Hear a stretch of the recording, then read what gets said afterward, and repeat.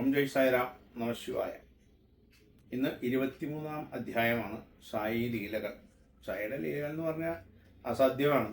എന്തായാലും അതിൽ കുറച്ച് ലീലകളെ കുറിച്ചാണ് ഈ 23-ാം അധ്യായത്തിൽ പറയുന്നത്. സത്യത്തിൽ നമ്മളുടെ ആത്മാവിന് സുഖദുഃഖങ്ങളില്ല. അത് പരമാനന്ദ സ്വരൂപമാണ്. ത്രിഗുണങ്ങളും അതിനെ ബാധിക്കുന്നില്ല. സത്യം ഇങ്ങനെയായിട്ടും നാം ദുഃഖിക്കുന്നു, ക്ലേശിക്കുന്നു. എന്താ പറയണേ? ആത്മാവിന് സുഖദുഃഖങ്ങളില്ല. ആത്മാവിന് സുഖദുഃഖങ്ങളില്ല എന്ന് മാത്രമല്ല, രൂപമില്ല, ലിംഗമില്ല, ഒന്നുമില്ല. ആത്മാവ് സ്വതന്ത്രമായ ഒരു അവസ്ഥയാണ്. ആത്മാവ് ശരീരത്തിൻ്റെ ഉള്ളിൽ പ്രവേശിക്കുമ്പോഴാണ് നമുക്ക് ആത്മാവിന് ബന്ധനം അനുഭവപ്പെടുന്നത്. അപ്പോഴാണ് ശരീരത്തിനാണ് ഈ ദുഃഖങ്ങളും സുഖങ്ങളും എല്ലാം. കാരണം എന്ത്? ശരീരമാണ് ഞാൻ എന്ന ഭാവം നാം തന്നെ നമ്മിൽ വളർത്തിയിരിക്കുന്നത് മൂലം നാം നമ്മുടെ യഥാർത്ഥ സത്ത മറന്നുപോയി. അതിനാൽ ദുരിതങ്ങളുടെ പരമ്പരയിൽ നാം പെട്ടുപോയി. ഞാനെന്ന ഭാവം ഉണ്ടല്ലോ, ആ ശരീരമാകുന്ന ഞാനെന്ന ഭാവത്തിൽ നിന്നാണ് ഈ സുഖദുഃഖങ്ങളും ദുരിതങ്ങളൊക്കെ ഉണ്ടാവണേ എന്ന് പറയാണ്. എന്താണ് ഇതിനൊരു പരിഹാരം? ഗുരുഭക്തിയാണ് ഇതിന് പരിഹാരം എന്ന് പറയുക. തന്നിൽ ശരണമടഞ്ഞവരെ സായീശ്വരൻ കൃപയോടെ ഉദ്ധരിച്ചു. അവതാര സ്വരൂപനായ ബാബ സ്വയം തന്നെ കണക്കാക്കിയിരുന്നത് ഒരു ഭഗവത് സേവകനായാണ്. ഭഗവാൻ സ്വയം ചിന്തിക്കുന്നത് ഭഗവാനെ സേവിക്കുന്ന ഒരു സേവകനായിട്ടാണ് ചിന്തിച്ചിരുന്നത്. തനിക്ക് വേണ്ടി അവിടുന്ന് ആരെ കൊണ്ടും യാതൊന്നും ചെയ്യിച്ചില്ല. സമസ്ത ചരാചരങ്ങളിലും നാരായണനെയാണ് അവിടുന്ന് സദാ ദർശിച്ചത്. എപ്പോഴും അവിടുന്ന് ഈശ്വരനെ ജപിച്ചുകൊണ്ടേയിരുന്നു. വിനയത്തിൻ്റെ മൂർത്തിഭാവമായിരുന്നു ബാബ. ബാബയെ പോലുള്ള യോഗീശ്വരന്മാർ വരുന്നത് തന്നെ ലോക മംഗളത്തിനായിക്കൊണ്ടാണ്. അവരെ കാണാൻ കഴിയണമെങ്കിൽ പോലും നമുക്ക് സുഹൃതം വേണം. സുഹൃതമില്ലെങ്കിൽ അതിനുള്ള ആഗ്രഹം പോലും ഉദിക്കില്ല. പൂർവജന്മാർജിതമായ പുണ്യത്താലെ അവിടുത്തെ ലീലകളും മഹിമകളും കേൾക്കാനും ആനന്ദിക്കുവാനും കഴിയും. മന്ദഭാഗ്യവാന്മാരായ നമ്മെ ഉദ്ധരിക്കാനാണ് അവിടുന്ന് മാനവരൂപം കൊണ്ട് ശ്രുതിയിലെത്തിയത്. നമുക്കൊരു സായി ലീല കേൾക്കാം. ഒരിക്കൽ ചന്ദോർക്കറിനൊപ്പം ഒരു യോഗാഭ്യാസി മസ്ജിദിലെത്തി. അദ്ദേഹം യോഗശാസ്ത്രം വളരെയേറെ പഠിച്ചിരുന്നു. പക്ഷെ പഠിച്ചതൊന്നും അനുഭവത്തിൽ വന്നിട്ടില്ല. എത്ര കഠിനമായി സാധന ചെയ്തിട്ടും സമാധി അനുഭവിക്കാനായില്ല. ഈ യോഗസാധനയിൽ പറയുന്ന ഒരു അവസ്ഥയാണ് സമാധിസ്ഥ അവസ്ഥ. അതിനെ ആ യോഗാഭ്യാസിക്ക്, ഇത്ര വലിയ പണ്ഡിതന്, ഹഠയോഗിയായിരുന്നു അദ്ദേഹത്തിന് അതൊന്നും, ആ അഭ്യാസിക്ക് അതിലേക്ക് എത്താനായിട്ട് സാധിച്ചില്ല. ആ അവസ്ഥ അനുഭവിക്കാൻ തനിക്ക് സായിദേവൻ വഴിയൊരുക്കുമെന്ന വിശ്വാസത്തിലാണ് യോഗി എത്തിയത്. അവിടുത്തെ കൃപയാൽ തനിക്ക് സമാധിസ്ഥനാകാൻ കഴിയുമെന്നും യോഗി വിശ്വസിച്ചു. ഹഠയോഗി മസ്ജിദിലെത്തി. ആ സമയത്ത് ഒരു രംഗാണ്. അവിടുത്തെ രംഗം കണ്ടപ്പോഴേ യോഗിയുടെ മനസ്സിടിഞ്ഞു. ബാബ പഴകിയ ഒരു റൊട്ടി കഷ്ണം ഉള്ളി ചേർത്ത് കഴിക്കുന്നു. സാത്വികമല്ലാത്ത ഈ ആഹാരം കഴിക്കുന്നയാൾ എങ്ങനെ തൻ്റെ സംശയം തീർക്കാനാകും? ഹഠയോഗിയുടെ മനസ്സ് സംശയത്താൽ ഉലഞ്ഞു. ആ നിമിഷം തന്നെ അന്തര്യാമിയായ സായീശ്വരൻ അവിടെ നിൽക്കുന്ന നാനയോട് പറഞ്ഞു, ഹേ നാന, നല്ല ദഹനശക്തിയുള്ളവന് മാത്രമേ ഉള്ളി തിന്നാനാവൂ. അല്ലാത്തവർ അത് ഒഴിവാക്കുക. ഭഗവാൻ ഈ ഹഠയോഗി അവിടെ എത്തിയപ്പോൾ ഭഗവാൻ ഒരു പഴകിയ റൊട്ടി കഷ്ണം ഉള്ളി എടുത്ത് കഴിച്ചുകൊണ്ടിരിക്കുക. അപ്പോൾ യോഗ ഭാവങ്ങളൊക്കെ മനസ്സിലാക്കിയിട്ടുള്ള ഹഠയോഗിക്ക് ഇത് നോക്കുമ്പോൾ ഉള്ളി കഴിക്കാൻ പാടില്ലല്ലോ. പിന്നെ പോരാത്തിന് പഴകിയ ഒരു ബ്രെഡാണ് കഴിക്കണത്. ആ ബ്രെഡും ഉള്ളിയും കൂടിയിട്ട് കഴിക്കുകയാണ്.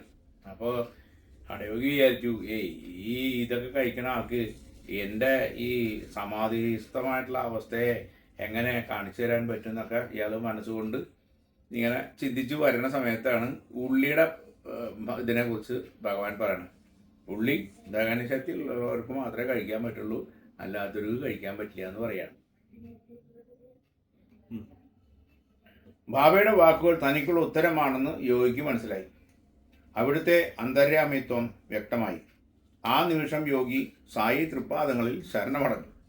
ബാബയെ അരികിൽ കിട്ടിയപ്പോൾ യോഗി തൻ്റെ പ്രശ്നങ്ങൾ തിരുമുമ്പിൽ ഉണർത്തിച്ചു. സ്വാമി അതിനുള്ള ഉത്തരമേകി. അനുഗ്രഹീതനായ യോഗി ഉതിയും വാങ്ങിയിട്ട് മടങ്ങി. ബാബ വേഗം അദ്ദേഹത്തിന് വേണ്ടതൊക്കെ കൊടുത്ത് ഉത്തരമൊക്കെ കൊടുത്തതിന് ശേഷം കുറച്ച് ഭസ്മം കൊടുത്തു അദ്ദേഹത്തിന്. ഇങ്ങനെ സായി ലീലകൾ അനവധി.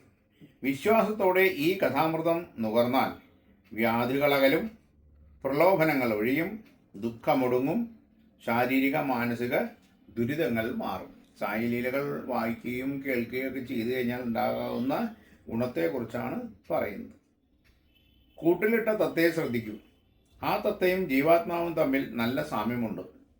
തത്ത താൻ ബന്ധനസ്ഥനായ കൂട്ടിൽ സംതൃപ്തനാണ്.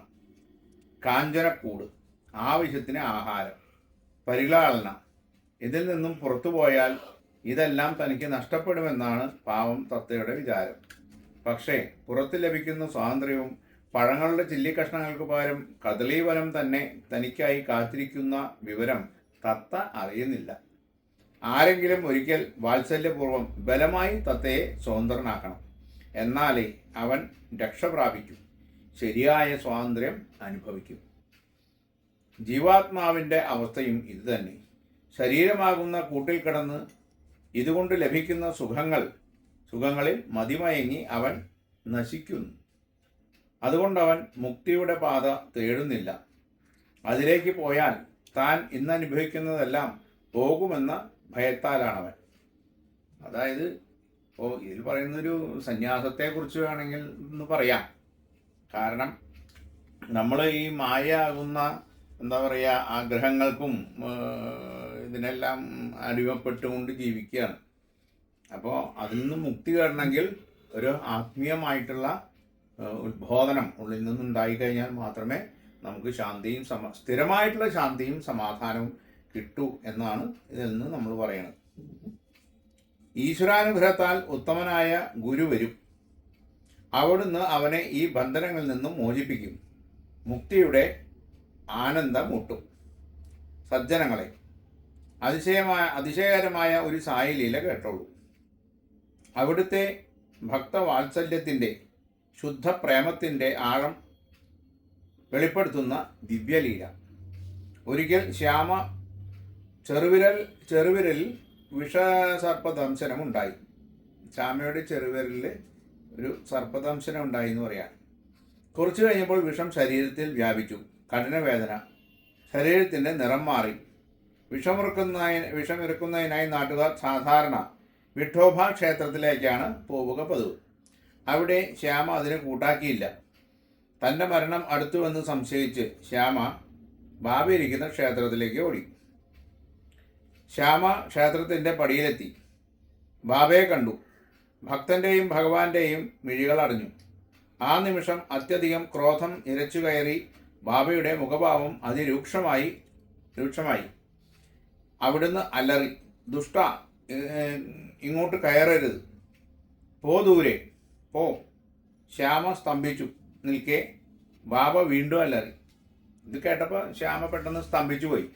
അപ്പോൾ വീണ്ടും ബാബ അലറുകയാണ്, ഭയങ്കര ഉച്ചത്തിൽ പറയാണ്, ഇറങ്ങാൻ, കടന്നു പോകാൻ എന്ന് പറയാണ്. ശ്യാമയ്ക്ക് ആ നിമിഷം മരിച്ചാൽ മതിയെന്നായി. പ്രാണഭയത്തോടെ അമ്മയുടെ മടിത്തട്ടിലേക്ക് ഓടിയെത്തിയ കുഞ്ഞിനെ ആ അമ്മ തന്നെ തൊഴിച്ചെറിഞ്ഞാലോ? പിന്നെ എന്താണ് ആ കുഞ്ഞിൻ്റെ ഗതി? ആ കുഞ്ഞ് എവിടെ പോകും? എങ്ങനെ രക്ഷപ്പെടും? ശ്യാമയ്ക്ക് ബാബ അമ്മ തന്നെയായിരുന്നു, സ്വന്തം അമ്മ. ബാബ ഇരുന്ന ക്ഷേത്രം മാതൃഭവനവും. കുഴഞ്ഞിരുന്നു പോയി പാവം ശ്യാമ. ഏതാനും നിമിഷം കഴിഞ്ഞു. ബാബ ശാന്തനായി. അമ്മ വലിച്ചെറിഞ്ഞാലും കുഞ്ഞ് വീണ്ടും കരഞ്ഞുകൊണ്ട് അമ്മയെ തന്നെയല്ലേ സമീപിക്കുക. ശ്യാമ ബാബയുടെ അരികിലെത്തി. അവിടുന്ന് അതീവ വാത്സല്യത്തോടെ ശ്യാമയെ നോക്കി. പിന്നെ പ്രേമപൂർവ്വം പറഞ്ഞു, ധൈര്യമായിരിക്കൂ, തെല്ലും ഭയപ്പെടണ്ട, എല്ലാം ശരിയാവും. ഈ സാധു ദയാസാഗരമാണ്, നിന്നെ രക്ഷിക്കും. വീട്ടിൽ പോയി സ്വസ്ഥനായി ഇരിക്കൂ, ഒട്ടും ഉത്കണ്ഠ വേണ്ട, എന്നിൽ ഉറച്ചു വിശ്വസിക്കൂ എന്ന് ഭഗവാൻ പറയാണ് ശ്യാമയോട്. ശ്യാമ അതനുസരിച്ചു. ബാബ താത്യക്കോട്ടയെ മറ്റൊരു സന്ദേശവുമായി പുറകെ അയച്ചു. അവൻ രാത്രിയിൽ ഉറങ്ങരുത്, വീട്ടിൽ നടന്നുകൊള്ളട്ടെ, ഇഷ്ടമുള്ള ആഹാരവും കഴിച്ചുകൊള്ളട്ടെ, കിടക്കണ്ട, ഉറങ്ങണ്ട. താത്യക്കോട്ട എന്ന് പറഞ്ഞാൽ അവിടുത്തെ ഭഗവാന്റെ വേറൊരു ഭക്തനാണ്. ശ്യാമയോട് വീട്ടിലേക്ക് പോകാൻ പറഞ്ഞിട്ട് താത്യക്കോട്ടയെ വിളിച്ചിട്ട് പറഞ്ഞു, നീ പോയിട്ട് അതിനോട് പറയാ, രാത്രി ഉറങ്ങരുത്, കിടക്കരുത്, ഇഷ്ടമുള്ള ഭക്ഷണം കഴിച്ചിട്ട് വീടിൻ്റെ ഉള്ളിൽ കിടന്ന് നടന്നോട്ടെ. കാരണം നമ്മൾ പറയില്ലോ, വിഷം തീണ്ടിക്കഴിഞ്ഞാൽ രാത്രി ഉറങ്ങരുതെന്നൊക്കെ പറയില്ലോ, അതുപോലെ ഭഗവാൻ പറഞ്ഞാണ്. ശ്യാമ അതനുസരിച്ചു. വിഷമകന്നു. ബാബയുടെ ആ ആജ്ഞ കടന്നു പോകൂ, ഭഗവാൻ ആക്രോശിച്ചുല്ലോ കടന്നു പോകൂ എന്നൊക്കെ എന്ന വാക്ക് മന്ത്രം പോലെയായി. അത് വിഷത്തെ താഴെ ഇറക്കി. വിഷത്തോടായിരുന്നു പുറത്തു പോകാൻ സായി കൽപ്പിച്ചത്. സായീശ്വരന് മന്ത്രം വേണ്ട, വെള്ളം വേണ്ട, ധൂമദീപാദികൾ വേണ്ട, അവിടുത്തെ ഒരു വാക്കു മാത്രം മതി. എന്തും ഏതും സാധിക്കും. ഈ ഭീകരമായ സംസാരത്തിലെ ഭയമകറ്റാൻ അവിടുത്തെ രൂപവും ആ തൃപ്പാദവും ധ്യാനിക്കുകയാണ് സുഗമവും എളുപ്പവുമുള്ള മാർഗം. ഭഗവാനിൽ സറണ്ടർ ആവുക എന്നർത്ഥം. ഒരിക്കൽ ഷിർദിയിൽ കോളറ പടർന്നു പിടിച്ചു. ഗ്രാമീണർ ഭയന്ന് വിറച്ചിരിക്കുന്ന സമയം. ഭയം മൂലം പുറംലോകവുമായുള്ള സകല ബന്ധങ്ങളും നിന്നു. ഇതിനിടയിൽ അധികാരികൾ 2 പുതിയ നിയമം നടപ്പിലാക്കി. ഷിർദിയിൽ മുഴുവൻ ഈ കോളറ ബാധിച്ചപ്പോൾ അധികാരികൾ 2 പുതിയ നിയമം നടപ്പിലാക്കി. ഭാരവണ്ടികൾ ഗ്രാമാതിർത്തി കടന്ന് വന്നുകൂടാ. പണ്ട് കാലത്തൊക്കെ കാളവണ്ടികളിലും കുതിരവണ്ടികളിലൊക്കെയാണ് ഈ സാധനങ്ങളൊക്കെ കൊണ്ടുവരിക. അപ്പോൾ ഭാരമുള്ള വണ്ടികൾ, സാധനങ്ങളൊക്കെ കൊണ്ടുവരുന്ന വണ്ടികൾ ഗ്രാമാതിർത്തിയുടെ ഉള്ളിലേക്ക് കടന്നുകൂടാം. ആടിനെ അറക്കരുത്. നിയമം കർശനമായിരുന്നു. നിയമം ലംഘിക്കുന്നവരിൽ നിന്നും പിഴയും ചുമത്തും. കോളറയെ നേരിടാനുള്ള ഗ്രാമീണരുടെ ഇത്തരം രീതികൾ തികഞ്ഞ അവജ്ഞ തന്നെ. നിർഭരനായിരുന്ന ബാബ വിലക്കുകളൊന്നും വകവച്ചില്ല. ബാബയ്ക്ക് എന്ത് വിലക്ക്? ബാബ ഒന്നും നോക്കാനൊന്നും പോയില്ല. ദിവസങ്ങൾ കഴിഞ്ഞപ്പോഴേക്കും ഗ്രാമത്തിൽ വിറകിന് കടുത്ത ക്ഷാമമായി. കാരണം ഭാരവണ്ടികൾ ഗ്രാമത്തിലേക്ക് കടക്കാൻ പാടില്ല എന്നുള്ള വിറകൊക്കെ പുറമേ നിന്നാണ് കൊണ്ടുവരിക. അങ്ങനെ ആ ഗ്രാമത്തിൽ ഷിർഡിയിൽ വിറകിന് ഭയങ്കര ക്ഷാമമായി. ഇപ്പം നമ്മൾ അനുഭവിക്കില്ലേ ഗ്യാസിന് ക്ഷാമം, അതേപോലെ. പക്ഷേ ജനങ്ങൾ നിയമപാലനത്തിൽ ഉറച്ചു നിന്നു. അപ്പോഴാണ് അതുവഴി ഒരു വിറക് വണ്ടി ഗ്രാമാതിർത്തിയിൽ വന്നത്. കാളവണ്ടി ഗ്രാമത്തിൽ പ്രവേശിക്കാൻ പലരും അനുവദിച്ചില്ല. വിറക് കൊണ്ടുപോയി ഭഗവാൻ ഇരിക്കുന്ന ക്ഷേത്രത്തിൽ ഇറക്കാൻ ബാബ കൽപ്പിച്ചു. ഭഗവാൻ ഒരു ക്ഷേത്രത്തിലാണ് ഇരിക്കുന്നത്. അപ്പോൾ ഈ വിറക് കൊണ്ടുവന്നിട്ട് അവിടെ ഇറക്കാനായിട്ട് ഭഗവാൻ കൽപ്പിച്ചു. ആർക്ക് എതിർക്കാനാകും? സായീശ്വരൻ പവിത്രമായ അഗ്നി മസ്ജിദ് ആ ക്ഷേത്രത്തിൽ കെടാതെ സൂക്ഷിക്കുന്നുണ്ട്. ആ ക്ഷേത്രത്തിൽ ഭഗവാൻ ഒരു അഗ്നി സൂക്ഷിക്കുന്നുണ്ട്, ഒരു ഹോമകുണ്ടത്തിൽ. അപ്പോൾ അതിനെപ്പോഴും വിറക് വേണം, വിറക് വേണം. രാപ്പകൽ ബാബ ആ ധുനി കെടാതെ സൂക്ഷിച്ചിരുന്നു. അതിനായി സദാ വിറകും കരുതും. ഈ ഹോമകുണ്ടത്തിൽ എപ്പോഴും അഗ്നി ജ്വലിച്ച് നിൽക്കാനായിട്ട് ഭഗവാൻ എപ്പോഴും വിറക് കരുതി വയ്ക്കുക അവിടെ. അതിങ്ങനെ കുറേശ്ശെ ഇട്ടുകൊണ്ടിരിക്കും. ആ അഗ്നിയാണ് ഇന്നും ഷിർദിയിൽ ജ്വലിച്ചുകൊണ്ടിരിക്കുന്നത്. അവിടെ നിന്നാണ് നമുക്ക് ഈ ഭഗവാന്റെ മഹാപ്രസാദമായിട്ടുള്ള ഊതി നമുക്ക് ഇപ്പോഴും കിട്ടിക്കൊണ്ടിരിക്കുന്നത്. ക്ഷേത്രത്തിന് പൂട്ടും താക്കോലും ഒന്നുമില്ല. സർവർക്കും ഒരുപോലെ സ്വാതന്ത്ര്യം. എപ്പോൾ വേണമെങ്കിലും വരികയും പോവുകയും ചെയ്യാം. പലപ്പോഴും ഗ്രാമീണർ വന്ന് ഓരോ കാരണങ്ങൾ പറഞ്ഞ് വിറകെടുത്തു കൊണ്ടുപോകും, വീട്ടിലേക്ക് കൊണ്ടുപോകുന്നവർക്ക്. കരുണാമയിയായ സായീശ്വരി തടസ്സമൊന്നും പറയാറില്ല. അതുകൊണ്ട് തന്നെ പലരും ഈ സ്വാതന്ത്ര്യം ദുരുപയോഗപ്പെടുത്തി. പക്ഷേ അവിടത്തേക്ക് ആരോടും ദേഷ്യമോ നീരസമോ തോന്നിയതുമില്ല. അതിനിപ്പോൾ എന്താ വെച്ചിട്ടുണ്ടെങ്കിൽ നമ്മളിപ്പോൾ വീട്ടിലൊക്കെ എന്താ പറയുക, ധാരാളം പൂക്കളൊക്കെ വളർത്തും ഇല്ലേ. അപ്പം നിറയെ നമുക്ക് തുളസി ചെടിയുണ്ട്, തെച്ചിപ്പൂവുണ്ട്. അതിൻ്റെ കൂട്ടത്തിൽ നല്ല മുല്ലയും നമ്മൾ വളർത്തുന്ന നിൽക്കും. അപ്പോൾ എപ്പോഴും നമുക്ക് മുല്ലപ്പൂ ആവശ്യമാണ് വീട്ടിൽ. പക്ഷേ നമ്മുടെ വീട്ടിൽ വരുന്ന ആൾക്കാർ കുറച്ച് മുല്ലപ്പൂവൊക്കെ എടുത്തുകൊണ്ട് പോകും, പൊട്ടിച്ചുകൊണ്ട് പോകും. ചിലപ്പോൾ നമ്മൾ കാണാണ്ടേക്ക് പിടിച്ചു. പക്ഷേ നമുക്കറിയാം മുല്ലപ്പൂ ഒരു കൊണ്ടുപോയിട്ടുണ്ട് എന്നുള്ളത്. നമ്മളൊന്നും പറയാറൊന്നുമില്ല, അവർ കൊണ്ടുപോയിക്കോട്ടെ നോക്കി. അതേപോലെയാണ് ഭഗവാൻ ശേഖരിച്ച് വയ്ക്കുന്ന ആ ധ്വനിക്ക് വേണ്ടിയിട്ട്, ഹോമകുണ്ടത്തിൽ ഇടാൻ വേണ്ടിയിട്ടുള്ള വിറക് ശേഖരിച്ച് വയ്ക്കും. അപ്പോൾ ഈ ഗ്രാമീണരൊക്കെ ഒന്ന് ഇടയ്ക്കിടയ്ക്ക് ഓരോ കാര്യങ്ങളൊക്കെ വിറകില്ല ഭഗവാനെ എന്നൊക്കെ പറയുമ്പോൾ അവിടുന്ന് എടുത്തുകൊണ്ട് പോകും. പക്ഷെ ഭഗവാൻ അതൊന്നും അവരുടെ ദേഷ്യമോ ഒന്നും വെറുപ്പൊന്നും തോന്നാറില്ല എന്ന് പറയാം. കോളറ മൂലമുള്ള നിയമങ്ങൾ പ്രാബല്യത്തിലിരിക്കെ ഒരിക്കൽ ആരോ ഒരു വയസ്സായ ആടിനെ മസ്ജിദിൽ കൊണ്ടുവന്നു. ക്ഷീണിച്ച് ചാകാറായ ഒരു മുട്ടനാട്. ബഡേ ബാബയും ആ സമയം മസ്ജിദിലുണ്ടായിരുന്നു. ബഡേ ബാബ സായീശ്വരൻ്റെ അതിഥിയാണ്. അതുകൊണ്ട് അവിടുന്ന് അദ്ദേഹത്തെ വളരെയേറെ ആദരിച്ചിരുന്നു. നമ്മൾ പറയില്ലേ അതിഥി ദേവോ ഭവാന്ന്. എങ്ങനെ വേണം അതിഥി സൽക്കാരം എന്ന് അവിടുന്ന് ആചരിച്ചു കാണിച്ചു തന്നു. ഈ ബഡേ ബാബ എന്ന് പറഞ്ഞു കഴിഞ്ഞാൽ ഭഗവാന്റെ ഒരു ഭക്തൻ അവിടെ വന്ന് താമസിക്കുകയായിരുന്നു. ഭക്തൻ എന്ന് പറയാൻ വലിയ ഒരു കൂട്ടുകാരൻ വയസ്സായിട്ടൊരാൾ.